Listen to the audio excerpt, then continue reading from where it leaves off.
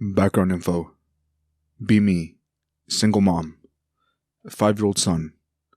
Husband died 3 years ago. Crushed to death in a machine at work. Settlement money. Bought a Victorian house that was modified into a fourplex. Front of house is our apartment. Sunroom up front. First tenant has to walk past our apartment to get to their apartment on the first floor. Walk past first tenant's door to back door. Back door of house leads to stairwell. Door has been modified. Need to be buzzed in and out of the stairwell or have key to prevent package theft. Those stairs give access to all apartments, but also the only way to top 2 apartments. I rent to these people so I can work at home part-time to be there for my son. I have a great son. Smart, talkative, gentle, funny boy, friends with everyone, sometimes too friendly even. I spoil him at Christmas/birthdays. His grandpa, on his dad's side, comes disguised as Santa to visit every Christmas. Son loves the visits from Santa. Around December, talks about Santa all the time. This year, he started to talk about Mrs. Claus. Weird. Also hoped he would drop it, so I didn't have to try to get Mrs. Claus to come visit this year too. Son and I have a usual morning routine. Breakfast, bath. Then I get him set up in a sunroom to play for an hour or two, while I work in the living room, adjacent. This day, I can hear him talking a lot. Sounds like he's having a conversation. I go to check on him. Our goofy dog follows me into the sunroom. Goes apeshit. Runs to window, barking and losing it, like he just saw the devil. Not like dog. Maybe a rabbit or something. Son says it was Mrs. Claus coming to visit. Okay, weirdo. I go back to my work. Dog won't come with me, though. Dog won't leave my son's side. 2 more times I hear the dog bark and go ballistic at the window. People walk by our sunroom all the time to get to the back. He's used to it. Not sure why he's so upset. Then I hear a loud crash. Son starts crying. Dog losing his shit. I rush in. Nobody's around the sunroom. Dog freaking at the window. Son freaking too, saying, Mrs. Claus threw a rock at the dog. Mrs. Claus mean, etc. I take my son to another room and try to figure out what, if anything, he saw. He said he couldn't tell me about Mrs. Claus because then the Christmas magic wouldn't work and Santa wouldn't come. He said some other things about her magic, talking to him and offering him snacks and doing magic. It sounded like make pretend to me. Still call Grandpa over to hang out with us for the rest of the day. He leaves that night. Dog wouldn't stop pacing around the house that night. Next morning, usual routine, but asked son to stay in living room with me. Dog in backyard playing. About 30 minutes later, go get dog. Dog is dead. Foam is coming out of mouth. Nothing wrong with him externally. Son is not okay. Vet said it would cost serious money to do labs and an autopsy to figure out why he died. He was 7 years old and a large breed. Vet said it was probably natural. Still tragic. Son and I go home heartbroken. Later that evening, son is hanging out and playing while I make dinner. Hear him giggle a little for the first time all day. Then he goes silent. I run to go check on him and he's laying flat on the floor. Lips turning blue. Call 911 and go to the hospital. Turns out son had somehow got a huge dose of Benadryl and overdosed. CPS is called. Now, CPS is coming around as if things weren't bad enough already. Childproof our house even more than it already is. Locks on the top of doors. Medicine in safe, etc. Hardcore childproofing. Also won't leave son alone at all now. Start sleeping on the floor of his room. Hear his little voice talking late at night. Sounds like he's having an argument. I shoot up fast and hear some banging noises. See nobody. Again he says he was talking to Mrs. Claus. I'm starting to think it's a ghost. Go back to sleep. Next morning, I get a call from a tenant. Squirrel trapped in back staircase. Someone propped the door open and the animal got in. I chase it out, close the door, and hang a sign reminding everyone to not prop doors open. Whole time, I felt watched. Starting to think the house is really haunted. Go inside to do our morning routine. While drinking my coffee, I started to feel really weird.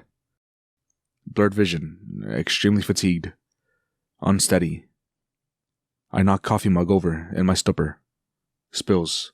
I notice some white powder at the bottom of the cup. I try to call Grandpa. Drop phone. Back doorknob starts to turn. Door was unlocked. Only thing holding up the door was the child safety lock at the top of the door.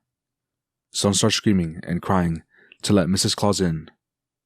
Grandpa shows up and then the police show up shortly after. Locked in the back staircase, clawing at my back door like a rabid animal, was a white-haired, toothless old woman. She was skinny and emaciated and smelled like shit, clearly homeless, but with white curly hair and wire-rimmed round glasses. In the bushes surrounding the outside of my house, police found empty bottles of Benadryl, a step stool, some blankets, cans of food, and tons of trash. This woman had been sleeping outside my house, talking to my child, convincing him to do things, even throwing stuff over the fence for him or through open windows. She even convinced my son to dump a powder into my coffee that morning and convinced him to unlock the back door. She had been buzzed in mistakenly by a tenant and propped the door open for herself to come back later. She came back and hid. She probably watched me chase the squirrel around and hang the sign. She had been tapping on windows trying to get my son's attention. When I tried to call Grandpa, the call went through. Before I dropped my phone, he heard the woman screaming. I don't even remember her yelling. He heard my son screaming too and rushed over and called 911. I had to explain to my son that she was pretending to be Mrs. Claus, which made him realize Santa as a whole is people pretending. This is the second worst Christmas we've ever had. On a scale of 1 to 10, what's the surest you've ever been at any one moment that something absolutely sinister was looking straight at you? I'd rate my experience earlier tonight at about an 8. I was driving home from my parents' house around 10 p.m. They only live about a 10 minutes drive away from me. But what a difference 10 minutes make. We're out in the country, no streetlights, it's Michigan in the middle of winter, and I'd made a terrific decision to take a relatively unknown road home. The same road where I collided with a deer not 2 months ago, instantly vaporizing my Christmas fund. It's deer central out there. Well, I was headed down this road, about half the speed limit, eyes peeled for some of those 4-leg white-tailed terrors, and my eyes were starting to get strained by the headlights of an oncoming vehicle. It was at least a half-mile away, but the high beams were on. I guess it was a truck, though I didn't want to look too closely and then be blinded to some furry wrecking machine sauntering out in front of me, so I kept my eyes off that side of the road as much as I dared. As I got closer, I realized I was right. It was a pickup truck, but it wasn't heading towards me. It was parked on the shoulder, and the emergency lights were blinking. I slowed down even more, wanting to see the telltale signs of a deer collision. Imploded grille, cracked windshield, missing side mirror, and obviously, a deer corpse. Once I was alongside the pickup, I still hadn't seen any damage. Now that I was out of the light's glare, I could see that the truck was pulling a horse trailer. The trailer must have been wired in because the red lights on the back were blinking on and off in time with the emergency lights on the truck. I rolled down my window to talk to whoever was in the cab, but once I looked closer, I realized the truck was empty. "Hello?" I called, no answer. Then I heard a scraping and thumping. It sounded like someone slamming an upside-down bowl onto a surface repeatedly. It was coming from behind the trailer. I looked out my windshield and saw a loop of rough rope making up a part of a knot around a handle on the back of the trailer. I couldn't see the rest of the rope, but the knot seemed to be sliding up and down the handle a bit. I inched forward in my car, peering around the corner of the trailer. Sudden movement startled me. Then I realized what an idiot I was. The rope led to a harness fastened to a horse. The large brown creature was scraping and stomping its hooves on the ground, standing close to the ditch, stretching its rope across the back of the trailer as I pulled up further. It glanced at me, snorted, and went back to stomping. Thinking I was probably irritating it and knowing there were no other cars for miles, I switched off my headlights. It kept stomping. I looked at the ground around its hooves. The snow was tossed up, and in some spots, the horse had chipped off bits of the dirt shoulder. He'd been out here a while. "Hello?" I called again, fully expecting a response from the dark field on the other side of the ditch. Nothing. I looked at the horse again. Steam shot from its nostrils. Then I looked back at its hooves and the ground around them. I'm not a Boy Scout, but fresh snow makes it fairly easy to piece simple stories together. In the brief flashing intervals of dim, red light afforded to me by the trailer, I was easily able to make out boot prints alongside the trailer, obviously coming from the cab. They turned and led back along the back of the trailer, then into the ditch, past a bubble of red light. Then there was some boot prints coming up from the ditch, accompanied by hoof prints. Presumably this guy's horse had gotten out of his barn or pasture nearby. He was out here to retrieve it. That was my Columbo moment. Then there was the whole area in between the horse and the side of the trailer closest to me. I could see the boot prints. They weren't in a straight line, they seemed to be all over the place, pointing everywhere, like a person jumping or hopping from one foot to the next. And mixed in them were other prints. The new prints looked a bit like the inside of a peace sign, a Y with an extra line between the forked lines, and twice about their length. There was no real sole or pad, but each toe, if you would call it that, was thick, at least a couple inches wide. And at the end of each toe print, including the long rear protrusion, the handle of the fork I suppose, the snow seemed to have another flaw in it. Not an imprint really, more like a slit, like from a claw. These prints were as mixed up as the boot prints are, but tended to stay closer to the road. Whatever made them, the guy wearing the boots would have to get past it to get back to the cab. Out from the mess of prints, both human and, I guess, animal will do, erupted a straight line of boot prints with long strides heading back along the road, away from the truck and trailer, past the edge of the red light. They continued into the darkness that I knew would be uninterrupted until the first street light a mile away. The other prints were mixed in with these, weaving in and out of the same line. In other words, following. The strides were at least as long as the boot man's. I stole one more look at the horse, still clearly agitated, and the prints right behind the trailer. Now, obviously, snow being white and the trailer's pulsing lights being red, all the snow in the range of the lights were gonna be red. But I know it wasn't my imagination that some patches here and there were a different shade of red than the rest, and with the dim light and the horse's dark fur, I had to be sure. But I thought a few long lines were glistening down the animal's side. I like to think I'm not a stupid man. I saw no benefit in staying here to play detective. I decided to distance myself from the horse, trailer, truck, and prints. I flipped my lights on and started rolling away. The horse never stopped staring at me. I swear, it had the closest thing I've ever seen on an animal to the expression of a homeless man who hadn't gotten a penny all day. But as I pulled forward, I just wasn't able to take my eyes off the footprints and whatever prints on the side of the road. About 10 feet past where the red light would have ended, there was another scuffle. Both sets of prints mashed together. Definitely a couple of spots of dark pink snow, and then just boot prints, continuing their journey.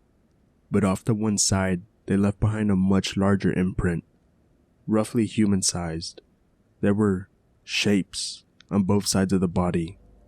They were wide and somewhat wrinkled like an imprint of a jacket a child would leave behind laying in the snow. They fanned out from the main body, leaving drag marks, like something unfurling. They were also ribbed. I admit I was only viewing this in passing, but I swear I know what I saw. It's hard to describe exactly, but thinking back, I'd say that comparing that shape to a snow angel would seem wrong in more ways than one. I kept moving, picking up a bit of speed, but I was still going fairly slow so my tires wouldn't burn out on the snow and ice. I could see the three-toed prints moving from the larger shape back to the chase, just for a few feet, and then they just ended. The boot prints carried on for nearly another 40 feet or so. Then they ended, too. At this point, I had to stop. I don't mean that I really decided that I wanted to.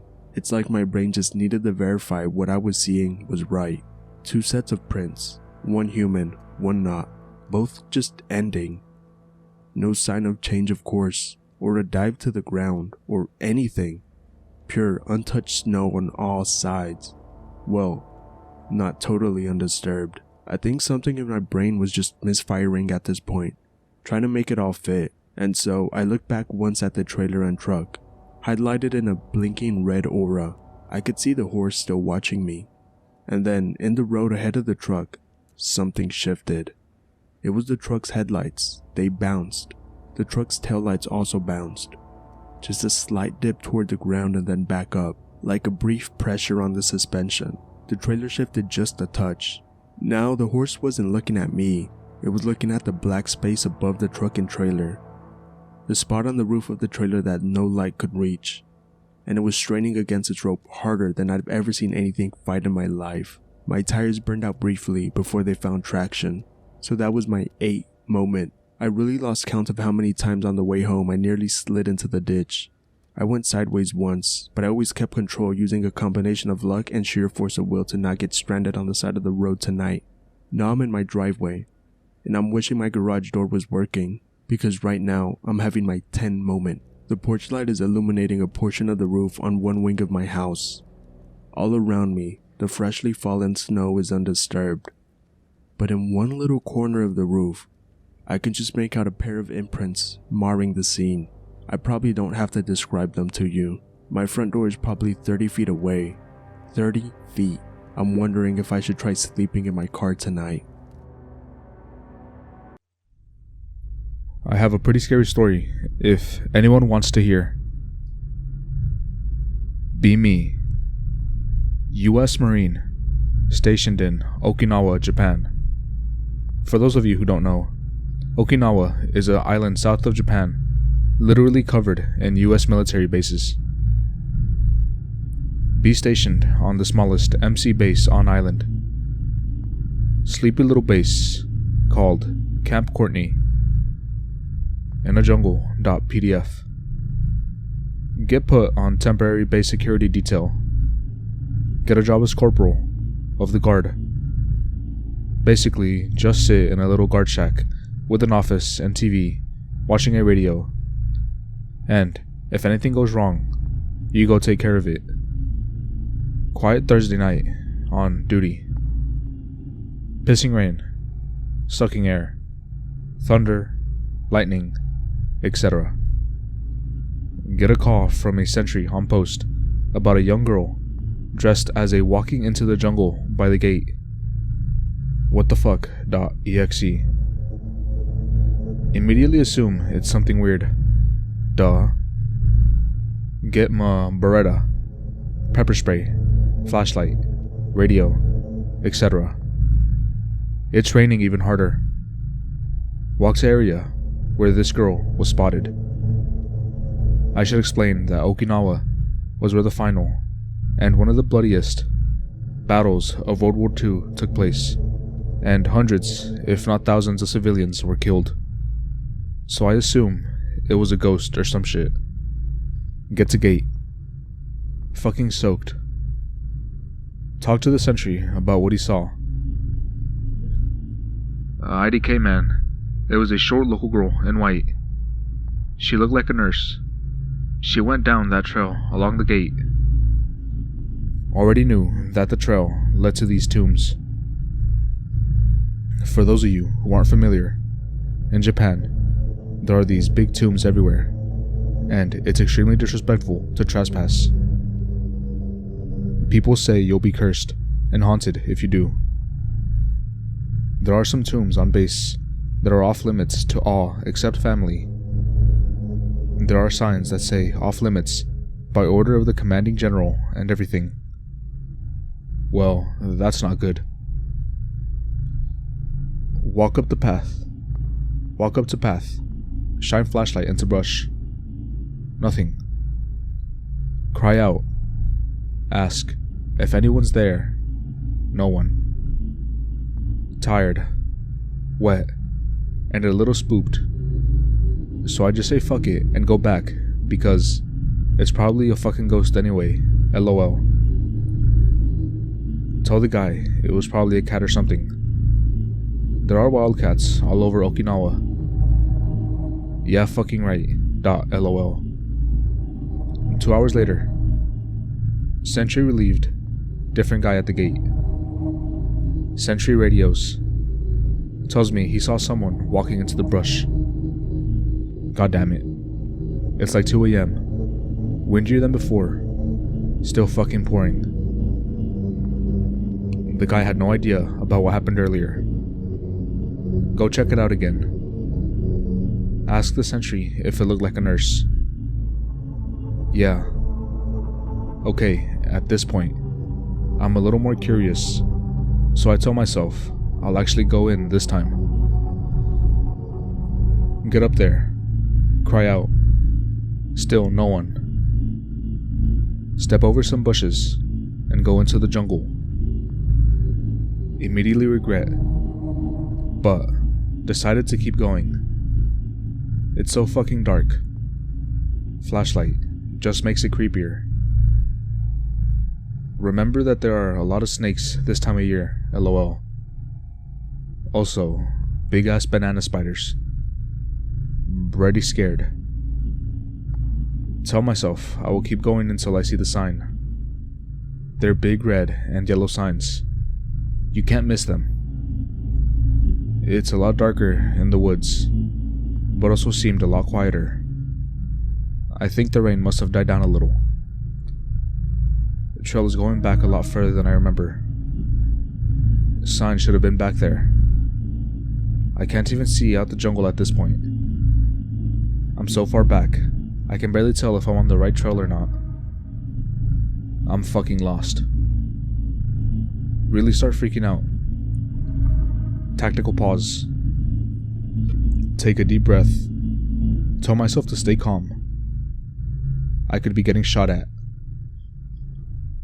Things could be worse after. Hear a soft moaning cry.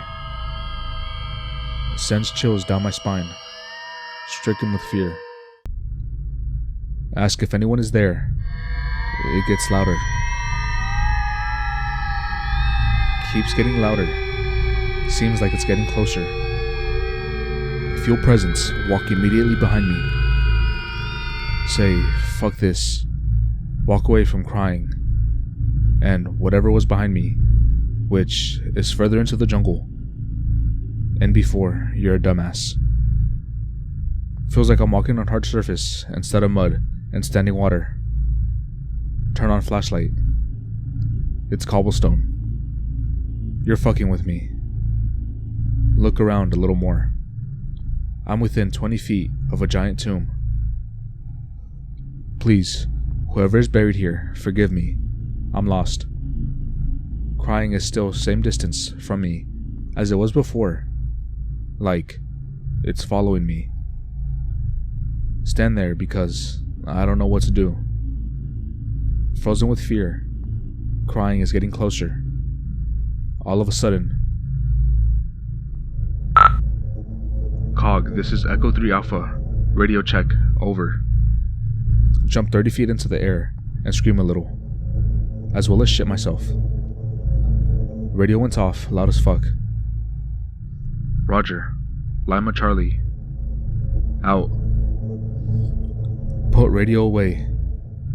As I'm putting it down, I noticed the crying stopped. Look back up. Nurse girl is standing there at the foot of the tomb, looking at me. Sends a million chills down my spine, more scared than ever. She's a short Japanese girl. Must be early mid-teens. Pale as snow. Instantly turn around and run out of there. Keep running until I finally get out of the jungle. Completely different area than where I came in. Make it back to the shack, soaking wet, super shaken up. The next day, I tell everyone. Guy who has been in the island forever says he's seen this nurse before.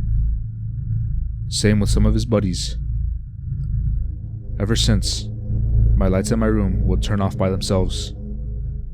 Hear random knocks on the window. No one there. Things will get knocked over, etc. Pick related. Feel nauseous and get goosebumps every time I look at it. No, it's not fake. Be me about a month ago. GF is house sitting her friend's house to feed pets while they're on vacation. Always wondered how chicks got these kind of jobs. Random couple in their mid-30s with 2 little girls. Wife kinda hot. She invites me over several times over a 2-week period. I refused several times, just because the idea just seemed weird. I finally accepted for the fuck of it. Get there during the day. Nice place. Typical upper middle class home and neighborhood. Get inside. First thing I notice is the living room. Big bookshelf full of books, and an easel with notes. Alphabet on wall, couch, flat screen, entertainment center. Ask GF what's up with the notes and alphabet. Tells me kids are homeschooled. Thought it was kinda weird, but whatevs. Maybe that's how wealthy people stay wealthy, I don't know. Spend the next hour or so just looking over the house. Not snooping, just looking around. Day goes on. We watch movies, fool around, play with dogs. She falls asleep first. I pass out afterwards. The next day, she had to go to work and talked me into staying at the house to watch dogs till she got off. No car, by the way. Basically, stuck at the house. Used this alone time to snoop. GF is at work. I'm at the house alone. I knew from the moment I walked into the house, I was eventually going to be going through these people shit. Start snooping. Start with kitchen and bathrooms. Find liquor stash and tampons. Enough to keep me going. Then, onto the parents' room. My fascination with the mom encouraged me. Enter bedroom. First is first. Check under mattress for dodo. Nothing. What the fuck? .jpg. Then, under the bed. Find empty gun cases. Good thing, because I probably would have stolen them if they had guns. Also find long pair of knee-high black leather heels. Hell yeah, .gif. Continue snooping. Check drawers and dresser. Find nothing other than the mom's secret sexy panty stash. Of course, I sniffed. Went on to the nightstand. Found handcuffs. Real handcuffs. Then another set of fuzzy ones. Holy fuck, mom is a dominatrix. .exe. Move to closet. Find several shoeboxes, clothes, and a trunk. Open trunk. Find DVD case full of DVDs. Find several DVDs labeled for birthdays, weddings, 4th of July. In the back of book, find homemade DVD labeled Erica. Find DVD labeled Erica. Only DVD labeled something other than an event. Decide to watch it. Take it to the living room. Put it in DVD player. Press play. The title screen soon comes onto the screen, and it looked like a young girl's school picture or yearbook picture. Thought it was one of the daughters at first, but after glancing to a family portrait on the nearby wall, I was assured it was not. Girl looked to be 10 or 12 years old. Spooked as fuck. .jpg. Press play. The screen goes black. But I knew the DVD was playing because I hear low sounds of what sounded like muffled crying. Oh my god. .gif. Then you can hear a bit of talking, but it's too low to make out what's being said. Grab remote and turn volume all the way up. Still couldn't make out the words. It seemed the camera or microphone was closer to the sobbing than the talking. Get goosebumps. The screen then flashes bright when what I guess was a spotlight turns on and shines at the wall, revealing a young girl, bound and gagged in some weird rope torture setup. Pig for reference. Girl is terrified and crying, while the light and camera are pointed right at her. holyfuck.exe. Girl tied up and gagged in some weird rope torture device. Crying at the camera, begging whoever is behind the scenes to stop. Beginning to feel guilty for watching, but can't look away. After a few minutes, a woman walks into frame, wearing a black slutty outfit, like a dominatrix or some shit. Black knee high heels, and a black mask that covers up just her eyes. Like Robin's mask from Batman and Robin. Holy fuck, it's the mom. Start to legitimately get scared while watching. The mom begins talking to the girl, then slapping her, then screaming, then more slapping. She then tears the clothes off the girl. Girl still crying, now completely nude. Mom walks out of the frame. Girl is left crying. Then another person walks into the frame, wearing a skin-tight leather gimp suit, exactly like the one from American Horror Story. It was obvious it was male, because an erect penis was hanging out the front where the crotch is. Had to be the dad. Oh my god, .gif. Man begins rubbing the penis on girl, puts between legs, then continues to brutally assault the girl. The mother laughs off screen and steps in here and there just to smack the girl around, while the dad assaults her in every position imaginable. After an hour, the DVD just ends and goes back to the title screen of a school picture. What the fuck did I just watch? .exe. Freaked out, I take the DVD back to the DVD case and doubt everything away just the way it was. Go outside to the backyard and smoke a cigarette and wrap my head around everything that I had just seen. Gotta tell GF. Call her phone, no answer. She was at work, so I just sent the text. Call me ASAP. These people are fucking sick. Pedophile rapists. Probably kidnappers too. Pull out phone. Begin looking for missing children named Erica in the area. Couldn't find anything related to the girl I seen on the DVD. Continue smoking cigarettes. Looking around backyard. See old concrete shed / workshop in the corner of yard next to a carport where a truck and riding lawnmower was parked. Walk over to it. As I get closer to the concrete shed and carport, I start to get scared. What if this is where they assaulted the girl? What if she's still in there? Finally get to it and begin to look around.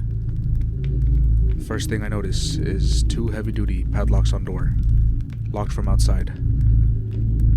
Fuck. .jpg. Lean in to put ear next to the door to see if hear anything inside. Nothing.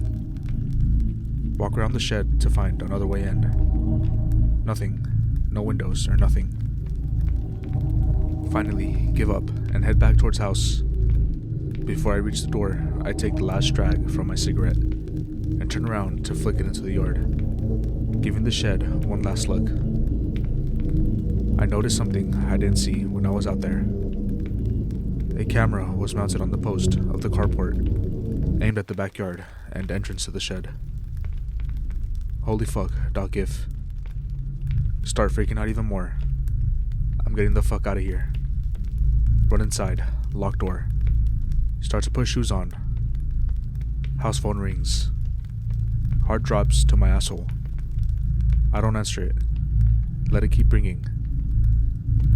Goes to a family answer machine that has both parents and daughters happily telling the caller to leave a message. There was a long pause before a man's voice is heard.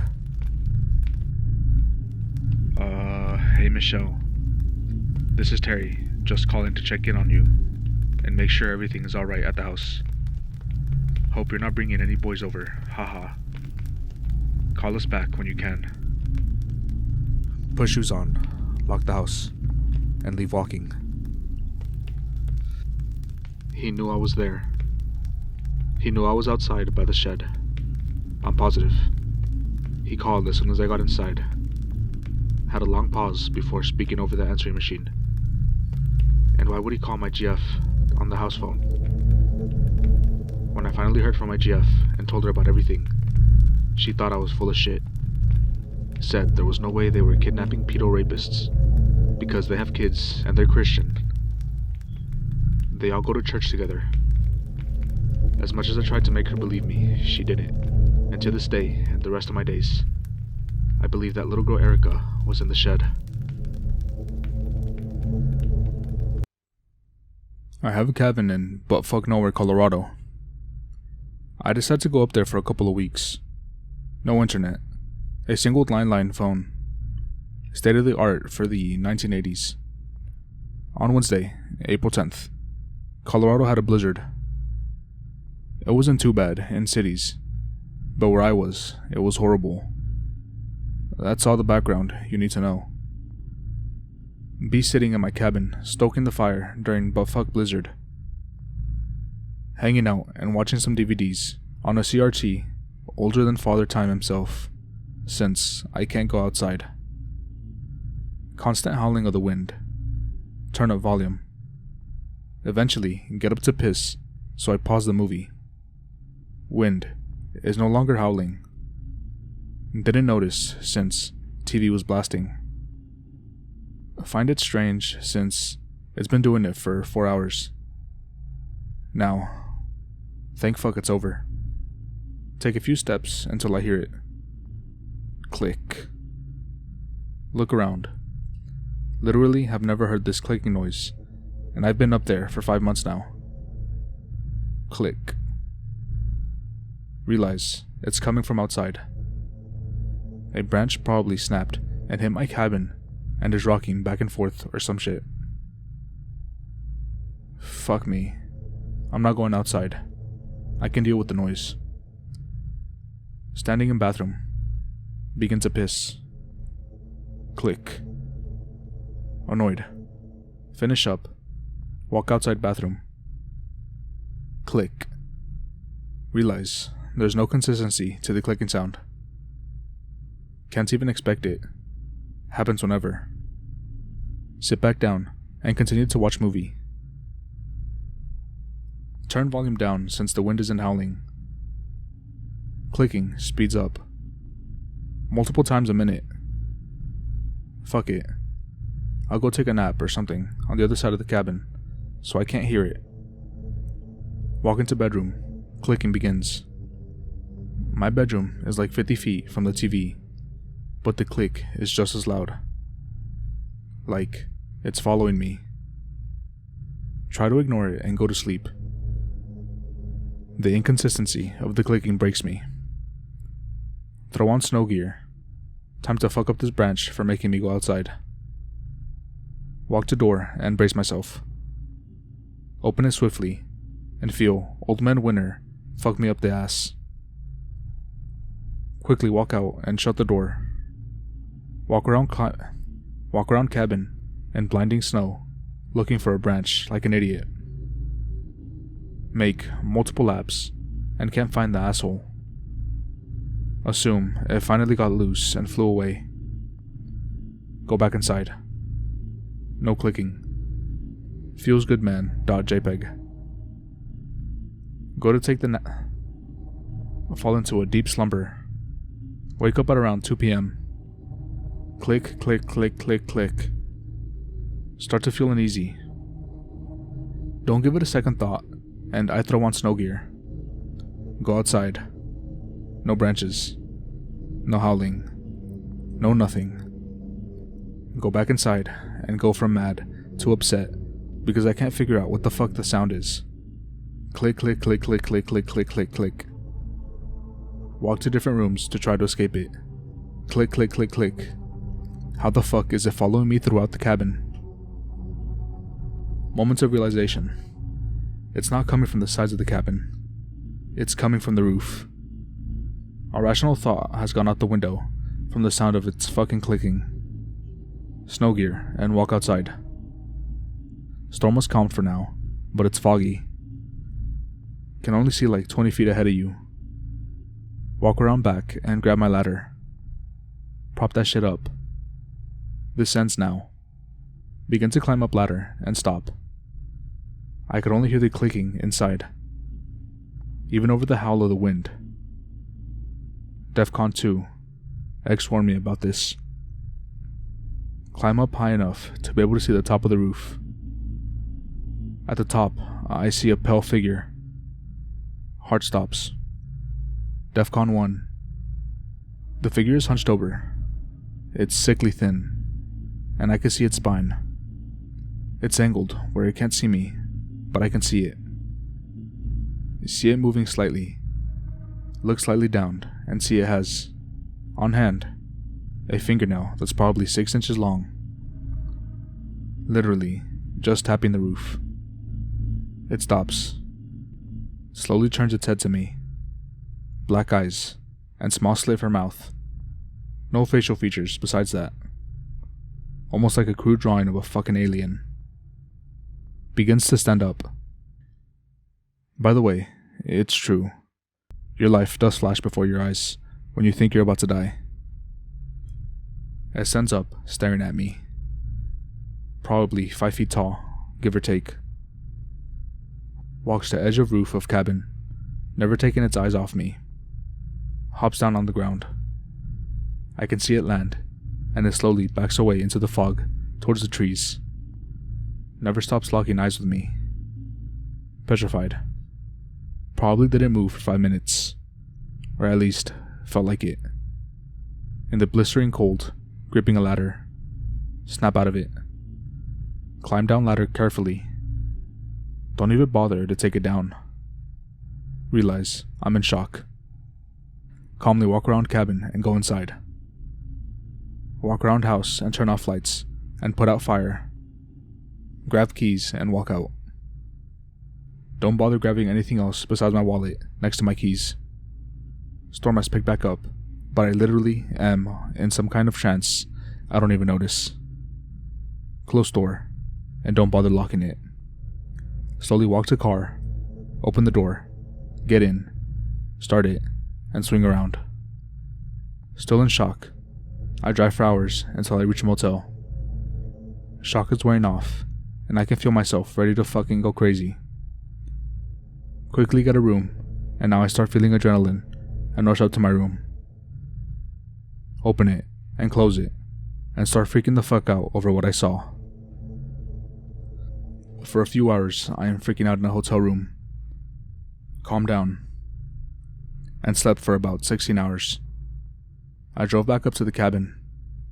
Fucking bolted inside, and grabbed my phone, ran out and locked the door, and got into the truck and sped off. After reading all the stories on X, I was more surprised than anything that I didn't immediately flip out, but went into shock for hours. I got home a few hours ago, after driving for a while and stopping multiple times to take a breath and not flip out, and not flip out again. I think one thing people forget to mention is that fear comes in waves. I'd be driving and be totally okay, then suddenly, it would hit me, and I'd have to pull over and just sit in my car while I calmed the fuck down, and didn't drive like a paranoid schizophrenic or something. Came home and made myself a drink, and typed all this out. Don't know what I'm going to do with the cabin. Don't care right now.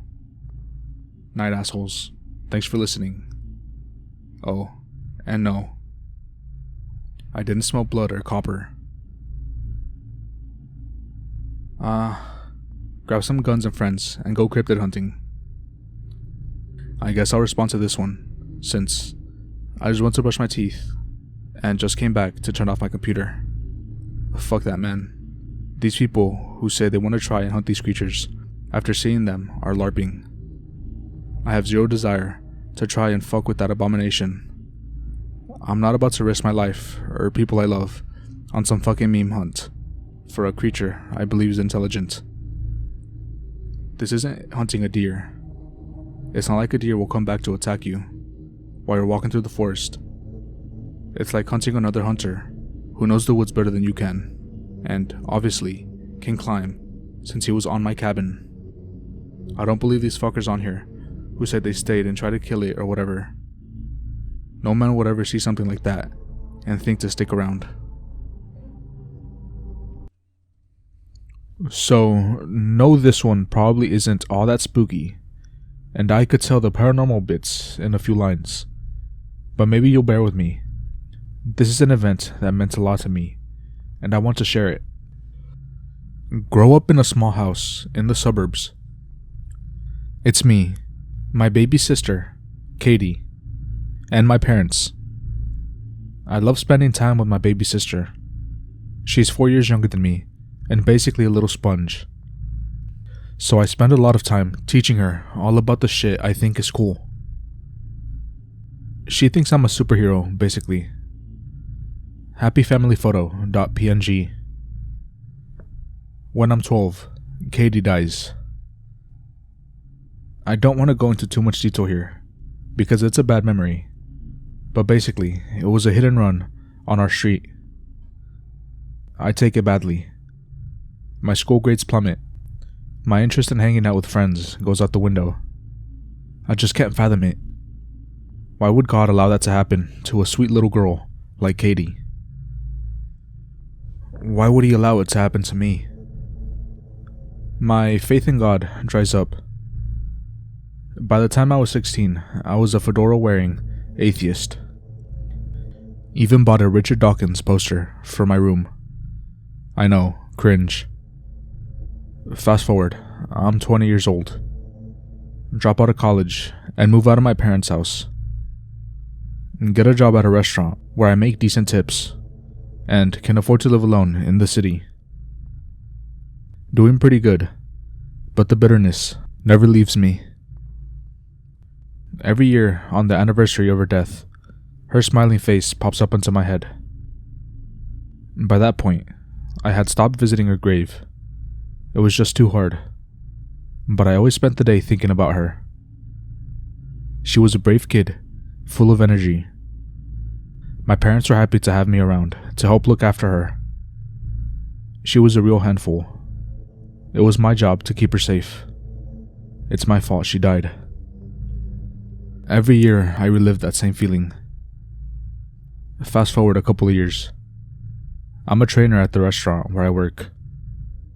I get tasked with training a new guy named Walt. He's a young black kid from Mississippi, real thin, small, and soft-spoken. I think he's too shy to be a server here, but I train him as best as I can. But his first night was a total disaster, and after one weekend, management canned him. After I got off work, I find him sitting in his car, crying. Long story short, I invite him out for a burger, and we get to talking. He tells me all about his situation, how he's been living with his alcoholic mother and her dickhead boyfriend, how her boyfriend convinced his mom to kick Walt out, how he's been bouncing from job to job for almost a year, struggling to get by, eating maybe once a day at most. Shit, I could go on, but the point is that his story really tugs at my conscience. I don't feel right just going back to my own bullshit little life after that.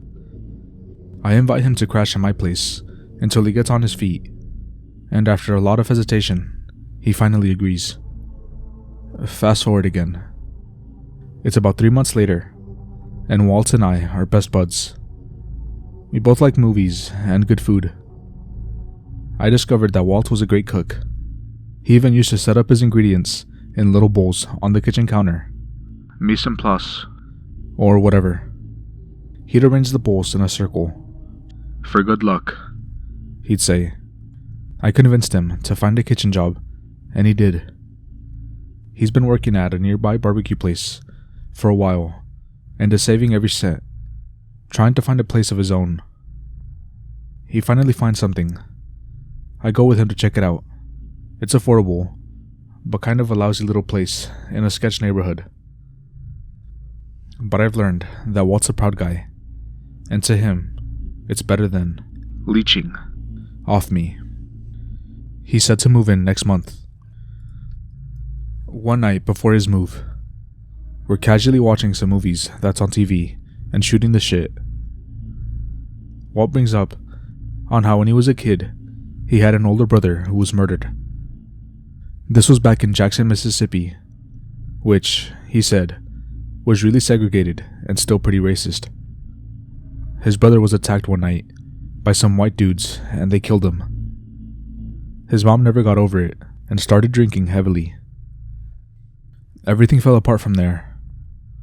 Walt was 10 years old when this happened. He felt like he always had to look out for himself from then on out. His mom treated him like shit. Her boyfriends all treated him like shit. The other kids in his neighborhood weren't any better. They called him a pussy because he was smaller than everyone else. He used to get pummeled a lot. He pauses as he's telling me this, getting choked up. This is the first time in his life that he's felt like anyone gave a shit about him, he tells me, and he wants to thank me for everything. I tell him it's no big deal, and that it felt good to be able to help him. That night, I'm lying in bed, and it hits me. Walt's childhood and mine are total opposites. Walt felt like it was him against the world, that nobody would ever be there for him. I always felt like I let everyone down, that my job was to protect my sister, and I failed. I think about this as I go to sleep. The next day, Walt moves out. Just a couple of months later, Walt's life is looking up. He's managed to fix up his piece of shit car. He's dating some cute waitress who works over at the barbecue place, and his skills in the kitchen have not gone unnoticed. Pretty soon, I'll be in charge of that thing, he told me with a big smile on his face. I congratulate him. He was standing in my doorway, looking happier than I'd ever seen him. That was the last time I saw him. I found out the next day that Walt was killed. Hit and run. The words fucking echo in my head. I'm devastated. I supported Walt as much as I could, but there's a little voice in my head that wants to say, "It's your fault." But it's not. There's nothing more than I could have done. I recognize for the first time my sister's death wasn't my fault either. We were both kids. I couldn't have known any better. I didn't see the car coming. I didn't think she'd run into the street. I didn't know what would happen. Scenes of my little sister run through my head. This time, they don't hurt so bad. I said that was the last time I saw Walt, but that's not true. Again, trying to keep this brief here. Walt's funeral comes and goes. A pastor delivers the eulogy, and I think about God for the first time in a long while. It's not fair that life is so pointless, that Walt just has to rot in the dirt after suffering so much, that I have to lose people I care about. It's not fair. A week later, I have a dream. Walt's sitting under a large tree. I tell him I miss him, and he says, "Why? I'm right here." The next morning, I decide to visit Walt's grave and talk to him for a little while. I leave some items I think he'd like, put them all in a little bag the size of your fist, and laid it right there on his grave. In the distance, I notice a large tree that looks like the one from my dream, and I walk over. I'm not sure what I was expecting. It's not like Walt's gonna pop out of nowhere and say hello. It's not like he can hear me. But I still say, "I miss you, man." I instantly feel a strange peace and weird sensation. I can't explain it. Just felt like a really intense form of goosebumps, only pleasant. I walk back towards the cemetery gates. The strange, goosebumpy sensation hasn't gone away. and I look over at Walt's grave as I pass it. I stop.